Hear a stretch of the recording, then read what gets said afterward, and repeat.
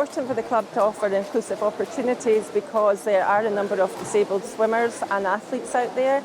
We wanted to be at the forefront of offering those athletes a chance to shine in an able-bodied environment, and we hope that we've managed to achieve that. To ensure inclusion, we made sure that swimmers aren't segregated within the club, so we made sure that they're completely integrated within the existing pathway and squad structure already. And we also have our disability officer as well, which is responsible for the kind of disability side of the sport within the club. And that is to ensure that going forward that we continue to focus on inclusion in everything that we do. That role I currently carry out, and also in East Lothian swim team, which is the next step on from Musselburgh. So we make sure that the pathway is inclusive to all.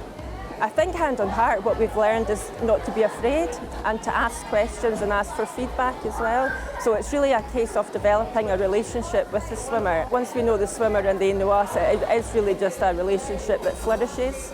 So I was really nervous at first because I went along to another swimming club and they didn't make me feel very welcome. Then I was invited along here, and it's probably one of the best decisions I've ever done in my entire life. And after the nerves were put aside, they were really welcoming and very supportive about my eye condition. So the process is really supported from the ground floor up. We have a set of shared values and beliefs here at Musselburgh. These were developed when we did our club development plan, which was part of our SwimMark Plus accreditation. So we involved all of our community in that process.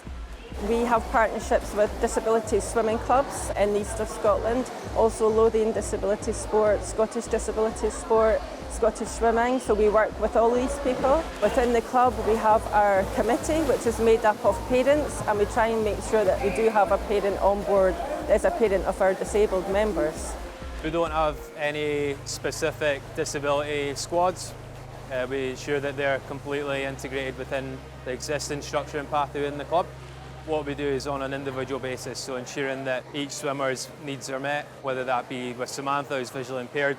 Well, obviously I wear blackout goggles, and they have a tapper, which a few strokes before I touch the wall, they'll tap me on the head and I'll do a tumble turn and go back. They have normal lane ropes instead of just ropes, so that I have a clear rope to follow when swimming. And they're also very descriptive, and they're always willing to help if I'm struggling.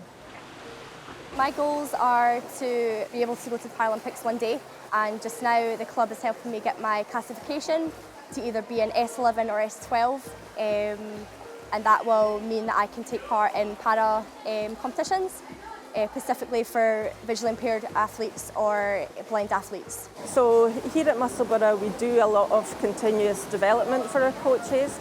Our poolside helpers tend to come from our swimmers, so they develop into poolside helpers.